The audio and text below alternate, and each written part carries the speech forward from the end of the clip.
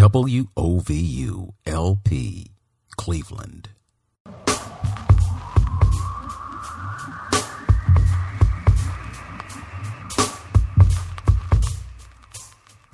This is Open Door with Vince Robinson. In-depth conversations with people who are making a difference in the lives of others here and around the world. Culture is at the heart of who you are. Know your culture, find yourself on Open Door with Vince Robinson. Good morning and welcome to Open Door. This is Vince Robinson, and my guest this morning is Ladosha Wright. She's a Cleveland native salon owner of the Reverence Design Team Hair Salon. She's a former outreach worker and has worked 20 years as a licensed cosmetologist and educator. In 2011, she galvanized over 300 licensed beauty professionals with the help of former Senator Shirley Smith to introduce Ohio Senate Bill 213 for natural hair stylists to have education and certification. And that is what brings us to this conversation. I have been made aware of Senate Bill 133 and House Bill 277, and we need to talk about both of these because they present perils for folks like Ladosha who are in the business that they are in. Welcome to Open Door, Ladosha. Hello, welcome. Thank you for welcoming me, rather. All right. Well, I'm definitely glad to have you and glad to give you a platform to express what you need to express about this. And I know there a few days ago, probably more than a couple of days ago, you were in Columbus, and I believe you presented some testimony on the floor of that hallowed hall. What was the message that you needed to bring, and what specifically is this issue?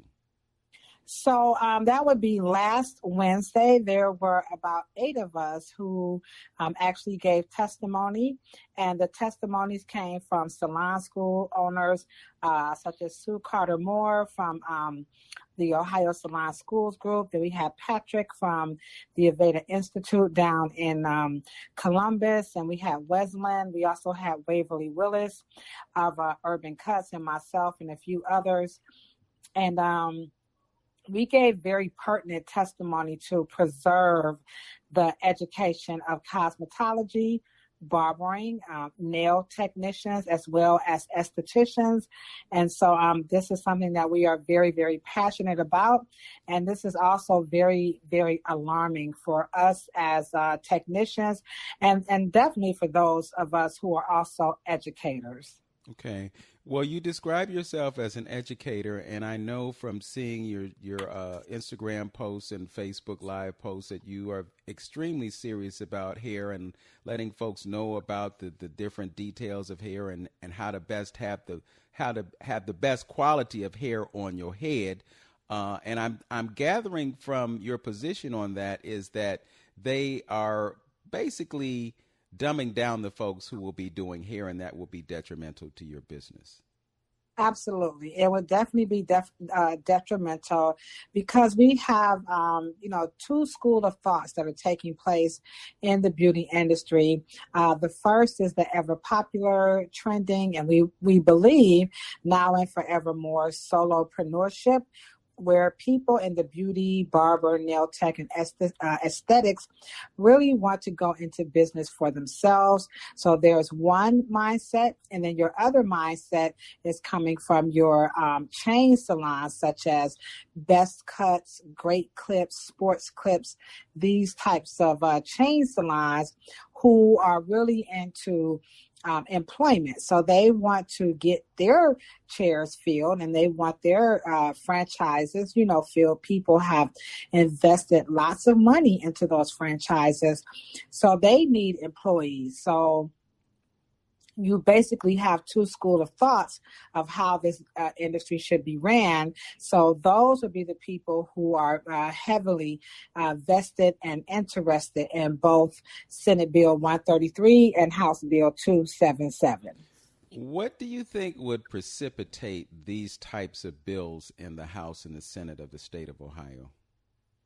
Well, we know for a fact that they, meaning the the businesses who are, and I don't want to just totally say it's the chain salons, but so far that's where our evidence is definitely leaning towards. So you have those chain salon owners and those politicians who are sharing, like minds with the salon owners, where they believe that there are three fundamental reasons why they should lessen the education. And number one, of course, would be the cost. Number two would be the trend that other states are all doing it. And then number three is the unfortunate but common one that minorities, women, and the LGBTQ community would be struggling if we were to keep those standards, where they are or higher, because the learning is a little bit more difficult. So you've heard that before. Yeah, well, as you say this, it seems as though there's an economic reason for that, because if you lower the standards and you lower the educational requirements, you're also going to lower the pay of those who are administering the services. Would that be a logical conclusion? Oh, that's, from the solopreneurship, we definitely see that. But from an employer's perspective, that's pretty good, because they have cookie cut, approaches to how to conduct business behind the chair. They also have productivity standards, and they also have retail sales quota.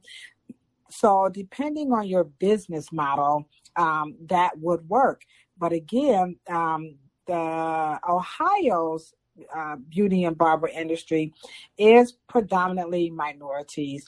The barbershops and salons and nail techs and skincare spas, those are predominantly owned by women. So, the school of thought for those two different populations, you have the owners who want to employ, and then you have the licensees who want to become independent contractors. Like I said, that's where the divide is at. Okay. And you have some folks who are unable to, facilitate having their own salon, and they operate in the salons of others. So they're kind of like subcontractors, or they're folks who deliver services within the realm of a facility like yours. What impact would it have on them? Well, those salons, which would be like mine, that kind of fall in the middle, where we have both independent contractors as well as employees, that would definitely be a problem, because what they are proposing in this bill is that the students would go to school for the technical side of cosmetology, nail tech, aesthetics, and barbering. And then the other half, the onus would be up to the salon owner, the barbershop, the nail salon, or the skincare salon to train those students accordingly, of course, to their standards, and then they could just fast track to work. So there would be no license to get. You would just go into employment, and then the employer would be responsible for training you. And so if you have the infrastructure in your business to do that, that could very well be advantageous. But to those businesses who don't have the financial or even just the written infrastructure, of course, they would lose out totally. And so we know that in the long run, you would eliminate those independent contractors. You would eliminate, salons like mine, or those who don't. I have the infrastructure, but most salons do not have the infrastructure to train, people coming out of cosmetology school, because there's a cost involved. So we know that in the long run, in addition to driving down the price, flooding the industry with underqualified people, you would most certainly be eliminating, those salons that are staples in a lot of communities, not just Black communities. Would it be fair to say that there are probably salon owners that don't have the education that you have when it comes to hair, and may not be able to facilitate educating potential employees? Oh, absolutely. A lot of salon owners are, definitely of the mindset, well, in their business structure is that people are coming in with the experience, with the training. They also have the means to work their way up financially to afford more education. So, and education could be in your local community. Education could also be throughout the United States, as a matter of fact, across the globe. So the state does require that we have to have 8 continuing education units, but that's really not enough to catapult somebody's career to the next level, but it's definitely a nice way to transition. So again, that could be a big problem for those salons who are not able to offer that, and definitely for those technicians who couldn't afford to pay for additional education, because that is what they are saying. They are saying that once they get the 750 to 1,000 hours, they could very well go on to academies and learning camps and training centers to get more education. But you and I know not many people who graduate from any institution can afford to pay for additional education and training. Right. And it will put people in a position where if they came to a place like yours, they might need some additional education. So you would have to build in an educational component to your business. Right. And so what they would do, we don't do it at our salon, but it is not uncommon, for salons who offer training or apprenticeship, that the employees would have to sign a no-compete contract. And within that no-compete contract is that you're going to work for a certain period of time, and you're not allowed to work within so many miles or a certain radius, and proxemics to that salon or barbershop in exchange, for your training. So, of course, they're going to argue that we're not going to charge these recent graduates, for education, but we know they're going to lock those people into a no-compete contract. We have just a few moments before we go to the break, but I also wanted to talk to you about the issue of our hair. And I know as a cosmetologist, you might say, and this is just purely conjecture on my part, you might say hair is hair, but some folks don't know how to do our hair. Is there a benefit to coming to a person like you with your education to give people insight on how to address the specific aspects of Black hair? Well, that is an angle that I would say out of the 7 people who gave testimonies, I believe 5 of us, spoke about the intricacies involved around textured hair. We also spoke of the Crown Act that was introduced by former Congresswoman Marsha L. Fudge that, prohibits businesses and establishments from discriminating. So now that we have the Crown Act, surely we're going to need technicians who can, provide services to these people with textured hair, regardless of the race, of the technician. So we definitely need the skill set. So perhaps we can talk about that a little bit more after the break. Okay. You're listening to Open Door on 95.9 FM WOVU. This is a Burton Bell Carr community radio station. We're talking to Ladosha Wright. She is a cosmetologist, and she's an author as well. She's a speaker, a policy advocate, and we'll dive into those aspects of her life when we come back. We'll be right back after this. The Alcohol and Drug Addiction and Mental Health Services Board, also known as the Adams Board of Cuyahoga County, wants everyone to stay safe. If the stress of the pandemic is overwhelming, help is available. Call the 24-hour crisis hotline at 216-623-6888. That's 216-623-6888. If you are using drugs, remember all drugs may contain the highly addictive substance fentanyl. Please test your drugs and never use drugs alone. Carry Narcan in case you are witness to an overdose, and call the 24-hour crisis and referral hotline when you are ready for help. It's 216-6 216-623-6888. Again, it's 216-623-6888. This message is brought to you by the Adams Board of Cuyahoga County and WOVU 95.9 FM, Burton Bell Carr Community Radio. We're back on Open Door with Vince Robinson and my guest, Ladosha Wright, entrepreneur, author, speaker, policy advocate. And right now, she's going back and forth to Columbus to raise some hair about Senate Bill 133 and House Bill 177. Before we took the break, we were talking about the fact that you all went to Columbus, and you pointed out the fact that there are things that folks need to know about doing black hair, and they may not be getting them through the traditional educational means. What I would like to talk about now is what you're seeing down the road. You presented the testimony. How was it received, and what impact do you expect for it to have? Well, on the surface, what's that word you want to be politically correct? Of course, the committee had to sit and listen, and they were very respectful of our testimonies. Sandra Williams seemed to be extremely interested, and like she was really on our side.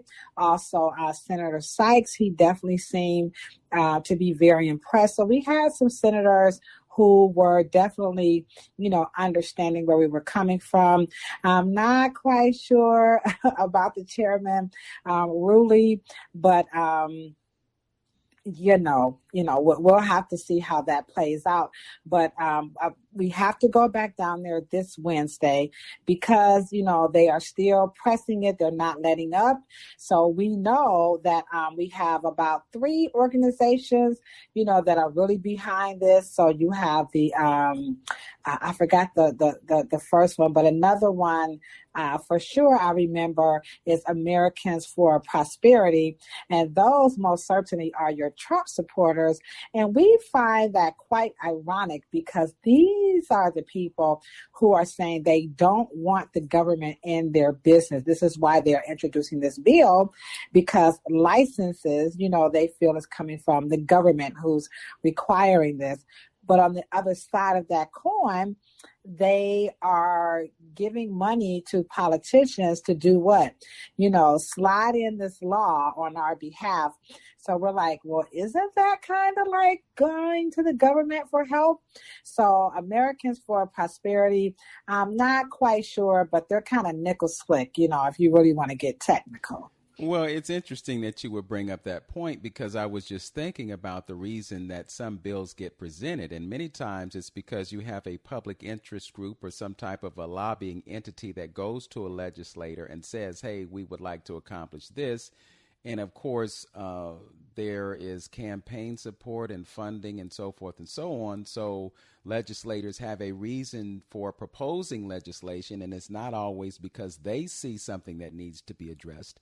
There's someone else that sees or wants it to be addressed, and this is the way it happened. So, there were payday loan situations in the state of Ohio. There still are, and there are politicians who accepted money to empower payday loan operations that, routinely victimize black customers. So, when you talk about bills like this being introduced in the House and the Senate, the question in my mind always comes as, why would this happen? And it seems as though you have identified a motive that is not really in lockstep with the best interests of black people, specifically with their hair and the businesses that surround them.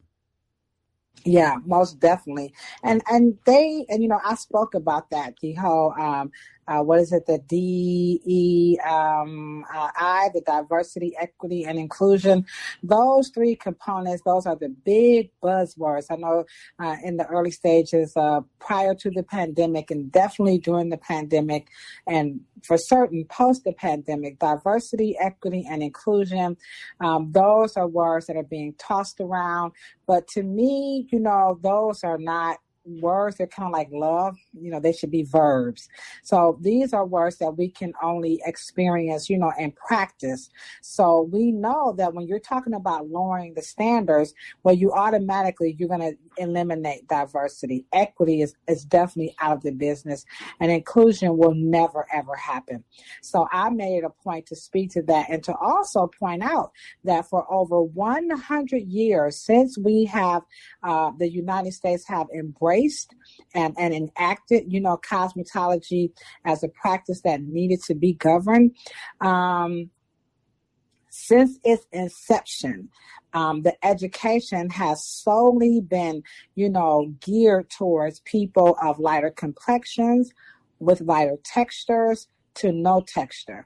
And within those 100 years, not one time have African Americans, or what they now call Black and brown people, have ever complained about that compromised education. So they can go through this if they want to, but I'm willing to take it to Supreme Court that education is not real education. Well, you raised another issue, and that is the issue of regulation or deregulation. In the past 4 years of the presidential administration that we've witnessed, there was a lot of deregulation that occurred. And many times this deregulation has a negative impact because some things need to be regulated. I mean, if you look at food production, for instance, I'm not a meat eater, but there are a lot of people who consume meat, and they have deregulated some of the necessity of looking at those plants and making sure that a certain level of cleanliness and what's the word? A certain level of sanitization. That's what I'm looking for. You have to have those things in place. Otherwise, you take a chance that folks might get poisoned or might get injured by food products. When you look at the environment, we've got this whole issue of fracking and the impact that it's having on the environment. So you have to have some type of regulation, because if you depend on businesses to regulate themselves, the regulations are often negative in terms of potential profit. So you take away the regulation, you increase the profitability. They're happy, but people get spoiled, environmentally or internally or whatever, as a result of the lack of regulation. So from your perspective, it seems as though you're saying that regulation is not only necessary, it should be required. Oh, yeah. Regulation is an absolute must.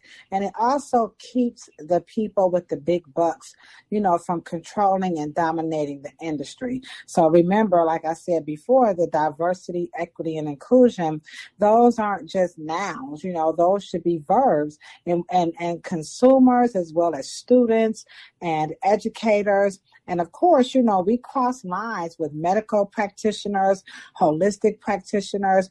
They need to see that, in our line of work. So when you're talking about, not regulating something, then we know these are the first three things to go out the window. And again, that would be diversity, equity, and inclusion. Yes. Well, when you talk about diversity, equity, and inclusion, many times those words are just given lip service because we don't really see true equity. One of the things that I've identified specifically when it comes to the issue of equity is that there must be a sharing of power. And if you are really talking about equity, but you don't have a seat at the table, then there is no equity. Absolutely. Absolutely. When you talk about diversity and inclusion, sometimes that diversity actually serves to dilute populations. Just like right now, we have this whole label of BIPOC, Black, Indigenous, people of color. And within that, you have all of these different subgroups. So when you get lumped into that subgroup, you lose some of your own voice because it's just it's piled in there with all of the other voices. So, it sounds sexy to say diversity, equity, and inclusion, but it's not always a good thing. I'm reminded of some information that I was given by a colleague who was involved in the Rites of Passage program at a local university, and their DE&I chairperson, or their figurehead, came in, and it was an African-centered Rites of Passage program, and they were told that they had to have other folks in there. But when you talk about other cultures, you have different rights. You have different you have different protocols. You have different ways of doing things. So for you to say, well, you can't just be African American in your rites of passage, you have to have other folks in your rites of passage, then it effectively impacts what you're doing. So, when they talk about diversity, it's not always a good thing. They always bring diversity into the picture when we want to be about us. Black folks can't have nothing, but they can have their own, but we can't have our own. Right. And also diversity can also have like a generic stamp. So like a generic stamp in the beauty industry would be those mannequins with the textured hair.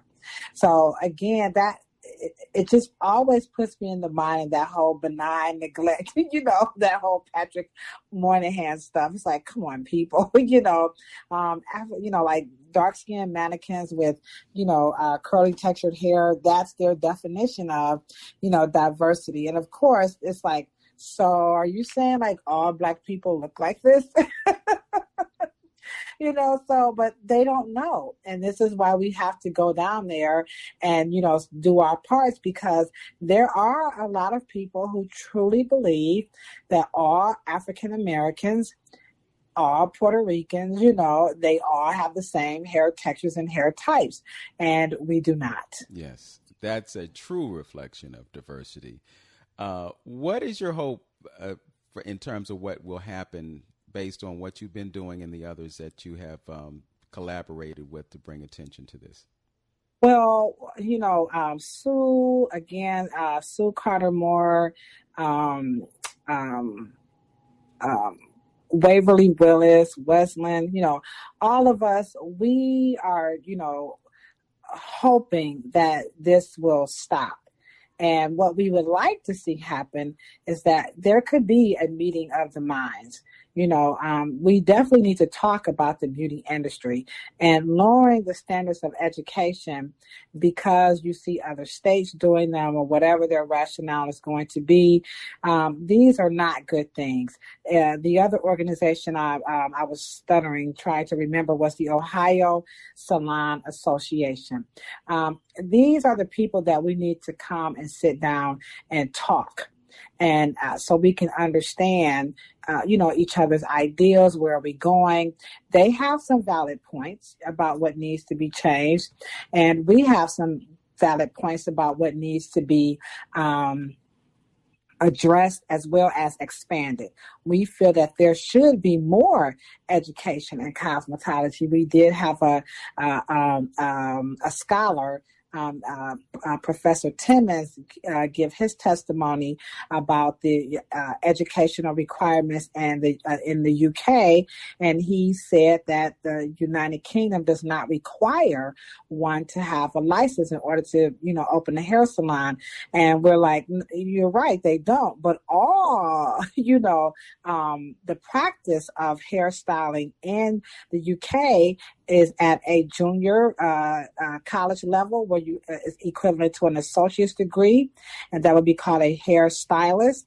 And then your master hairstylists are called hairdressers, and they have the equivalent of a master's degree here in America. So he failed to really, expand on that. So they're not making their citizens do it, but the citizens already have something in place that says if you want to work in our industry, at minimally, you must have a 2-year degree to become a hairstylist.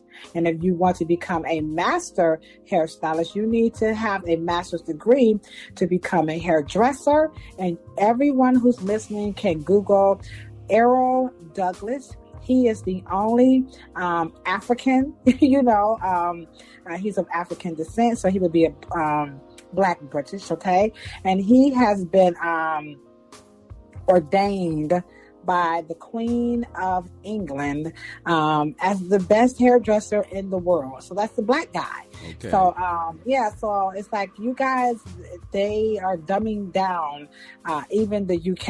And I'm like, you really shouldn't say that. Okay. That's very disrespectful. All right. So that's something people should check out. Sorry. Okay, we're going to get back to that when we come back. You're listening to Open Door on 95.9 FM WOVU, a Burton Bell Car community radio station. I'm Vince Robinson, and I'm speaking with Ladosha Wright, the owner of the Reverence Design Team Hair Salon. We'll be right back after this. What can you do in the battle against COVID-19? Your first task, wear a mask, protect yourself and others.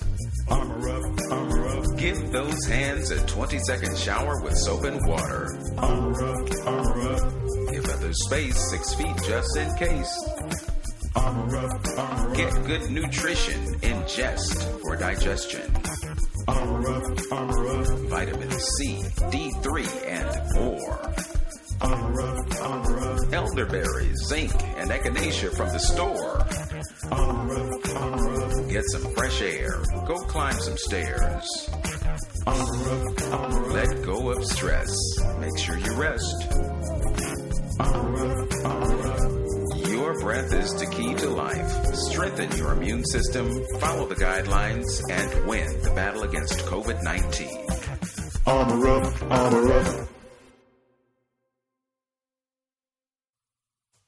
You're listening to Open Door with Vince Robinson and my guest, Ladosha Wright, entrepreneur, author, speaker, and policy advocate. And we have been talking about Senate Bill 133 and House Bill 277.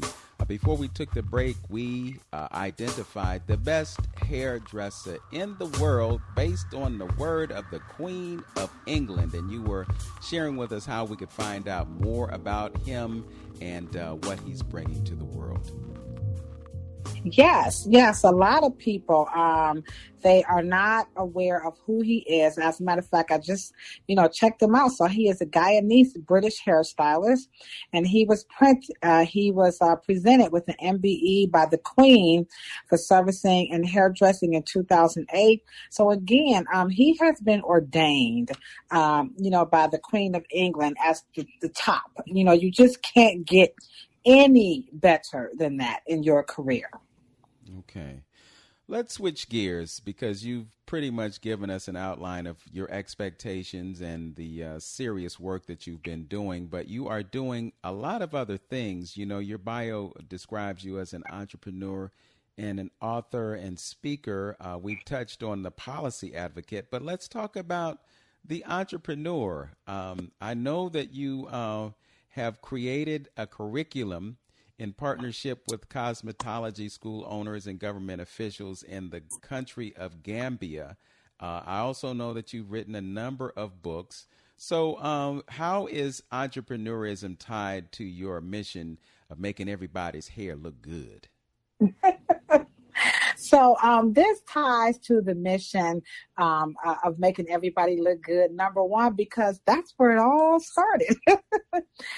I was not aware. I don't know how I missed it, but I did miss it, that we are descendants from West Africa and particularly Gambia. And so that is the story of where Alex Haley began, his epic journey back to his family's beginnings was in the Gambia. And so to be able to go back to the Gambia and make the connection, one, of our lineage, and then number two, our commitment to education and excellence by way, of our ancestors, has truly been beyond, what my mind could even, fathom. So being able to go over there to work with, Gambians, representing the industry, also, your cosmetology students and everyday citizens to help write the curriculum. It was like, words can't even describe what an honor that was and how dedicated they are. And this is why this Senate Bill 133 is actually, and I did say it, it's like a slap in the face to us as Africans, because this is what we do. This is what we come from. We come from a people of excellence, as other cultures have it as well. So, the notion of less education is never good. And when I visited the Gambia, one thing that stuck out the most, if anyone was to ask me, what stuck out the most about my visit to Africa, to the Gambia, I would say excellence. Okay. I have this conversation with others who have gone to the continent of Africa. You've gone to Gambia. I've been to Ghana and a few other countries. What was your initial perception or reaction to actually being there after having heard about it for so long? My initial reaction was one of relief. Like, finally, I made it back, to where I come from. That would be one. And then two, to hear the Africans, refer to us as descendants of the stolen tribe. They don't refer to us as descendants of slaves. The brotherhood, the sisterhood, the love. I was told a lot that Africans don't like Black people. You have to be a certain complexion. They're going to call you white people, that kind of stuff. We didn't experience it. They did tease us about the white people, but that was more so around, the culture that we were lacking. Like, they were making fun of us in a funny kind of way, not in a condescending kind of a way. But, those things were dear to my heart. I did one slave dungeon. I couldn't take the boat over to Kunta Kinte Island because emotionally I was just it was too overwhelming. It was very overwhelming for me. Yes. So you mentioned dispelling notions that they had about us. What did it dispel in terms of you and your notion about brothers and sisters on the other side of the world? I didn't have any preconceived notions, because the part of Africa that we saw, like in the National Geographic, were like remote areas. So I did not know what to expect, but I was surprised to see how when you do go to the remote regions, the villages, the tribes, how they were just so happy to see us. So I really wasn't expecting that. They knew that I was coming. I was an author, and people, when you travel, they kind of tell you to watch out for people asking for money. And so when we got there and they walked up to us, so generically you just kind of thinking, oh, maybe they're going to ask us for money, but they asked for the books. And so that just really, really made me cry, because I was like, they said they're going to be asking for money, and they were asking for books. And so I promised that I would send some books over, and I was definitely able to do that. So I didn't have anything, already in my mind, because I just didn't know what to expect. But I was just overwhelmed with so much love. Yeah. It's refreshing to hear that, because folks think that you go to a country and you're going to see lions and tigers and giraffes and all of that. And they're not everywhere. They're in some places on the continent, but some places you're not going to see a lion because they don't live there, So yeah. It's always interesting to find out how different it is, based on what you expected. Yeah, I was surprised that they had no concept of fast food. So there was nothing close to like a Burger King or McDonald's. You couldn't go to the grocery store and buy like packaged chicken, or they didn't have that, like cereal. I mean, they had a little, not a lot of candy. Like you couldn't go get a Reese's cup, so stuff like that, or a cup of ice. Bread was very rare. So, of course, these are all the things that are so not good for you, but they have no concept of that. So that I thought was just quite amazing. And that they didn't know who P. Diddy was. That just that floored me. Well, aside from the P. Diddy thing, I think that's probably a good thing that they don't have an abundance of all the things that we have over here that are giving us issues. So, and then this could be misperception on my part, but I just noticed when I was in Ghana, how many folks were in such good shape. I mean, Did you notice that as well? Oh yeah, I noticed everybody was well. They don't have all the elevators and things like that we're used to because they don't have a lot of tall buildings because it's hot over there. But anywho, so we had to walk upstairs all day, every day, and I was so out of shape. And I could also see how the pyramids lasted for so long because the quality of the structure of all the buildings, even the ones that looked dilapidated, you could tell there was some true, artisans, going on into the building of all of these structures. They were very solid, well put together. And so, the boreholes, that threw me, I was like, okay. But, what did that Gambia do what the Gambians do? But other than that, I could have lived there, to be honest. Mm-hmm. Well, when you have to carry your water from one point to another, you respect that water a lot more than we respect it over here. Oh, yeah. So you had a chance to spend time with students and young people. Describe the experience of interacting with them and their hunger for knowledge that you were bringing. Yeah, the first day of teaching there, the classroom typically I think hold like 60. I believe there were close to 100 students packed in.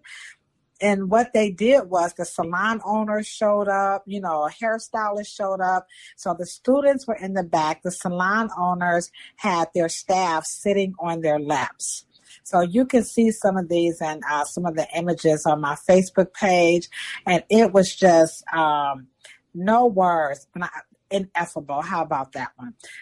No words could capture their thirst for knowledge. The installation of the library, super duper shout out to Mr. Felton Thomas, Dr. Sadie Winlock, Black Dot Cultural Center of Lithonia, Georgia, Joy Heights Community Center, Sam Silk, he donated the money to buy all the t-shirts. That library was definitely like, a labor of love. So the students just loved it. The lights went out, because they have these rolling blackouts. And when the lights went out, I said, well, I guess class might be over. But no, Vince, they turned on their cell phone flashlights and was like, keep teaching. I was like, okay. I couldn't get brand new because I have had my lights disconnected, so I knew what it felt like. But I had to keep rolling, and I just was floored that they wanted to continue to learn even in the dark. So there I was with the lights out. They had their flashlights, from their cell phones over my head, and we just kept teaching. It's amazing what you do when you're used to dealing with those kinds of things. When the lights go out here in Cleveland, we panic. When the lights go out over there, they say, okay, well, what can we do while we're waiting for them to come back on? And they just get on with life. It's a beautiful thing. It was. Yes. I want to talk to you about some of the entrepreneurial pursuits that arose from that. I know that there are other folks here in the United States who have established a relationship with them just based on their connection with you. So we're going to dive into that, and we're also going to talk about some of these books that you've written when we come back. You're listening to Open Door with Vince Robinson. My guest is Ladosha Wright, and she is an entrepreneur, author, speaker, policy advocate, and I want to say that she's raising hair. So I'm going to say that. We're going to get more from her when we return. This is 95.9 FM, WOVU. Breaking news from the WOVU newsroom. Hello, I'm Ohio Governor Mike DeWine. Throughout the state of Ohio, there are good, law-abiding citizens making a positive impact on their communities who want to do more. But something stands in their way. Has a conviction hindered your opportunities for a better life? Have you gone at least 10 years without a conviction in Ohio? Has your clemency application been delayed? If so, you may qualify for the Ohio Governor's Expedited Pardon Project. Governor Mike DeWine is teaming up with the University of Akron School of Law and the Ohio State University Moritz College of Law to help reformed individuals receive pardons more quickly than the traditional process. You can find more information about the project and learn how to submit a free application at ohioexpeditedpardon.org or governor.ohio.gov. To qualify, you must not have any disqualifying offenses, have no convictions, or serve time within the last 10 years, excluding minor traffic violations, made efforts to satisfy requirements of sentencing, a history of volunteering or community service, and a work history or reasonable circumstances for being unemployed. Don't wait to take control of your life. Governor DeWine encourages you to apply for the Expedited Pardon Project because he believes that a past conviction should not cost you forever. Once again, please visit ohioexpeditedpardon.org or governor.ohio.gov for more information on how to submit a free application. That again is ohioexpeditedpardon.org or governor.ohio.gov. My Expedited Pardon Project will benefit Ohioans who are living in the shadow of a long past and regretted mistake, giving them the opportunity to truly have a second chance to reach their full potential. This breaking news is from the WOVU Newsroom.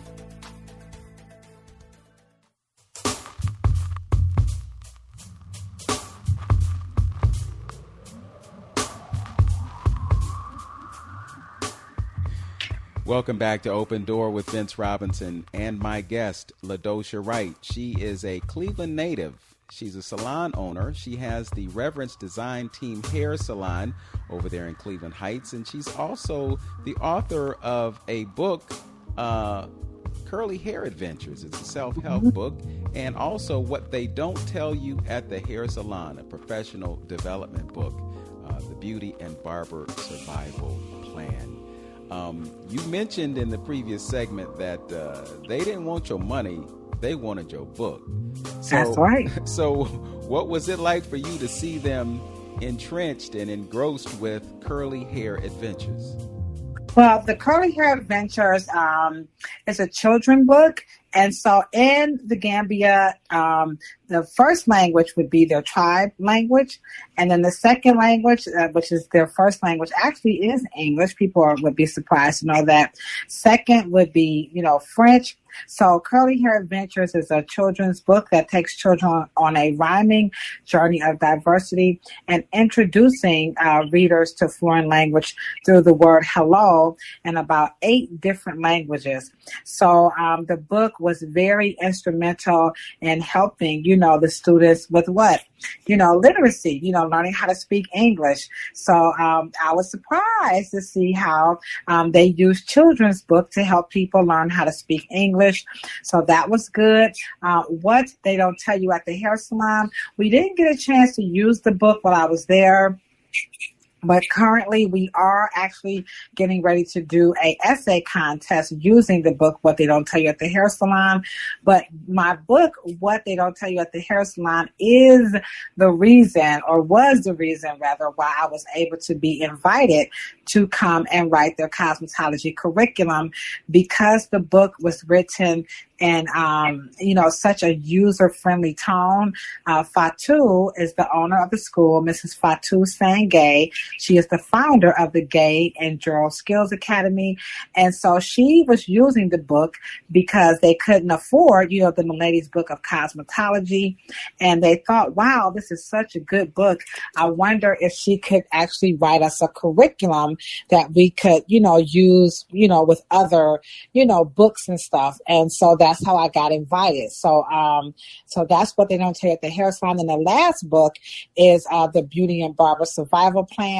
And that was birthed out of the need from the pandemic, where people were just really afraid of what would happen to their business during a pandemic. And my experience as an outreach worker, where we are used to working in a crisis mode.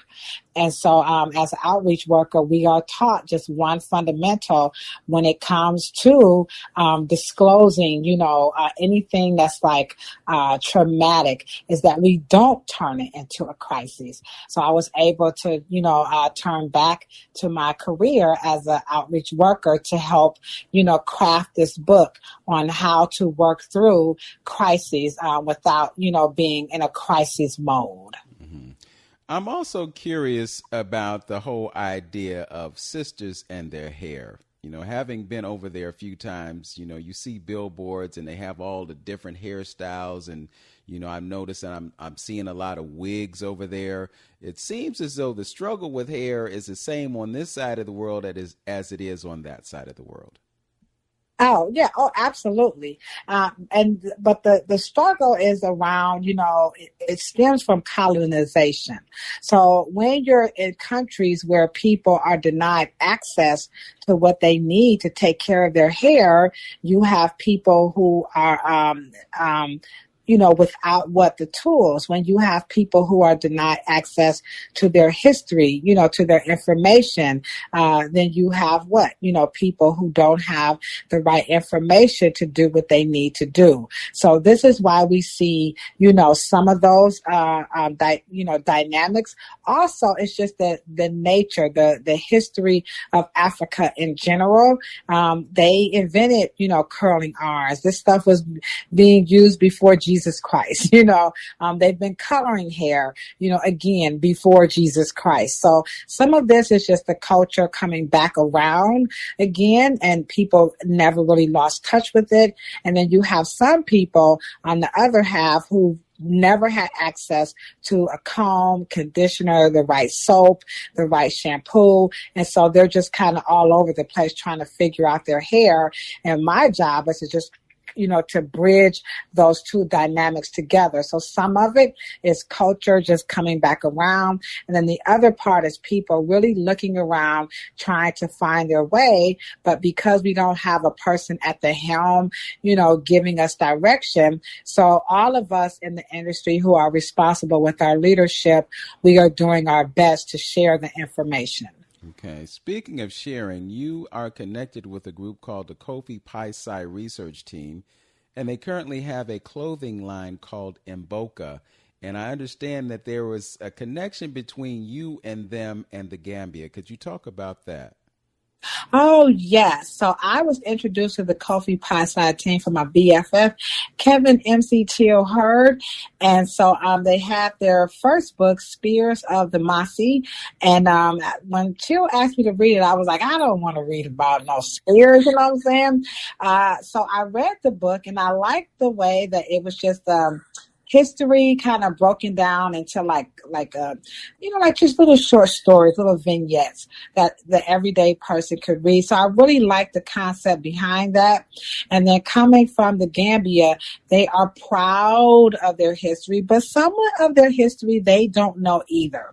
So even though we complain about us not being taught stuff about our history over here, you know what? They have the same challenges over there, but the government is doing a much better job, collaborating, bringing people in to help, get the right information out. So they don't have as much censorship as we do here in America. So, Spears of the Masi, I introduced the book to Fatu, and we decided to have an essay writing contest, and it was uberly successful, and we were able to raise a lot of money, for the students, for the school. So big ups to Kofi Pi-Psi, Sean, and all the other members of the Kofi Pi-Psi research team. Okay. Now, you're involved in some other entrepreneurial activities. I know, I think I saw somewhere where you might have an Amazon store. Could you talk about the other lanes that you're traveling in terms of your entrepreneurism? Yeah, well, the whole name of the game now is all about branding. So I like to create brands that, promote my three school of thoughts. And those are the right products, the right tools, and the right techniques. So in addition to having 3 books, I also have my own line of hair care products, and they're called the Right Hair Care Products. They are sulfate and paraben free, very user friendly. The base of the ingredients are minerals, so we're using crystal technology. So crystals, people are surprised. Crystals are just hocus pocus. I don't know about that, but they're really good at helping the hair have slip, shine, and strength. And they also make hair care extremely affordable compared to your plant and flower-based hair care products. And then second, I'll be launching my very own line of user-friendly vegan nail polish. And that's for all of those, consumers who are looking for products that are, no animal byproducts and with all due respect to Mother Earth. So that's going to be coming out in a couple of weeks. And then last but not least, I am the resident Rev Air expert for Rev Air, which is the world's first reverse hair dryer. And I've been working in partnership with them for almost 2 years. And I'm also their consultant. Okay. All right. So I guess I must have misread that. The third book is The Beauty and Barber Survival Plan. Yes. Okay. How is that book doing in relation to the others? Yeah, so that book is it's a free PDF. So I give it away to all licensed professionals who call me up looking for help. I think I get a phone call at least once a month from some professional who, some licensed professional who is looking for some support and help and don't have the funds, don't have the education, access to get the information. So the book is free, but you do have to, give me your license number. So it's my gift. I learned that from Grandmaster Flash. His mixing and scratching. He didn't patent that. He didn't, own it. That's his gift to the music world. So I'm just kind of, borrowing, going in the legacy of Grandmaster Flash. Okay. So Ladosha, you are a former outreach worker who became a salon owner, an author, entrepreneur, all these things. What a magnificent trajectory you have had. And the thing that impresses me, I won't say most, but something that really impresses me in a major way is the way you use social media. I can't turn on Facebook or Instagram without seeing Ladosha Wright. Where did you acquire that skill set? Working with these younger people here in the salon. They won't let me get old, Vince. So we have a wonderful, my colleague, her name is Tarnisha Smith, and you can follow her on Instagram. She's at Quiet Storm Braids. So she actually came to us. She's a recent graduate of Shaw High School, and she's on to bigger and better things here at the Reverence Design Team Hair Salon. So she just really told me, you need to be in front of the camera all day, every day with all that you do. The world needs to know more about what you do. After a customer told me to touch the world with what I do. And I said, well, how do you do that? And so my colleague, Tay, told me, this is the lamp, the ring light you need to buy. This is the microphone that you need, and just turn it on and don't stop. And whenever I try to stop, she'll text me, I don't see you today. Well, one thing we cannot say about Ladosha Wright is that we can't say that she's shy, because when the camera turns on, you come to life. Yeah. Yes. Yes. And it's a need for it. I mean, that's why I like, I'm doing what I'm doing to keep the education, because here I am, I'll be 54 in October, and here she is 20, and she's teaching me, encouraging me to do more, to be different, to learn more, and to, like she said, like the customer said, touch the world with what you do. And when I asked, how do you do that, she literally showed me how to do it and encouraged me to not be afraid of my personality and that somebody would like it. I come from an era where women are like, you talk too much, you're chatty Cathy, that kind of thing. And she was like, don't listen to them. There are people who need to hear what you have to say, and you're very funny. I like you, and if I like you, I think somebody else will like you. And she walked me through. She showed me how to use social media, and she held me accountable. Well, I tell you, if she has a clone, I would like to hire her or just, kidnap her quietly and nicely and not hurt her or anything, but utilize her services because she could definitely take you to the next level. Ladosha Wright, it's been an absolute pleasure to have this conversation with you. I know that there are folks who may want to reach out to you, so how can they do that? Well, it has been my pleasure, and I appreciate you from the bottom of my heart. But if you are looking to find me, you can Google me at Ladosha Wright, or you can visit my website at lwrightbooks.com. And then, of course, I have a YouTube channel, and that's also at Ladosha Wright. And then I have a podcast, What They Don't Tell You at the Hair Salon. And by the way, it's been ranked as one of the top 20 hairstylist podcasts to listen to in 2021. There it is. 2021, a great year for Ladosha Wright. Thanks for joining us, and thanks for listening. You've been listening to Open Door on 95.9 FM. Know yourself, love yourself, be yourself,